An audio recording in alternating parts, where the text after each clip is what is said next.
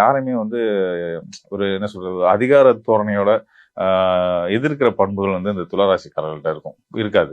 விலகி போயிடுவாங்க. கண்டிப்பான முறையில் ஒருத்தவங்க நமக்கு ஆகலை அப்படின்னு தோணுது, இவங்க நம்மளை சரியா புரிஞ்சுக்கல அப்படின்னு அவங்க நினைச்சாங்க அப்படின்னா அங்கேருந்து மெல்ல மெல்ல விலக ஆரம்பிச்சிருவாங்க.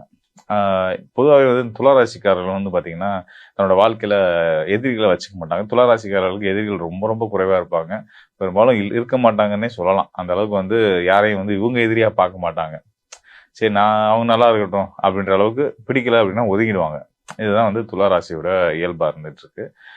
அதே நேரத்தில் நல்ல தெய்வ பக்தியும் ஒரு ஆசிரியர் பண்பும், அடுத்தவங்களுக்கு நல்லது சொல்றது, அடுத்தவங்க வாழ்க்கையை வளப்படுத்துறது இப்படின்னு அடுத்தவங்களுக்கு அட்வைஸ் கொடுக்கக்கூடியவங்களா ஒரு கிங் மேக்கரா இருக்கக்கூடியவங்க தான் வந்து இந்த துளாராசிக்காரர்கள். நீங்க இழுத்து முன்னிறுத்தி முன்னாடி உட்காருங்க, நீங்க இந்த பொறுப்பு எடுத்துக்கங்க, இந்த ரோலை செய்யுங்க அப்படின்னா கூட எனக்கு வேணாங்க, நீங்க யாராவது செய்யுங்க, நான் உங்களுக்கு சப்போர்ட் பண்றேன் அப்படின்ற வார்த்தையை சொல்லுவாங்க.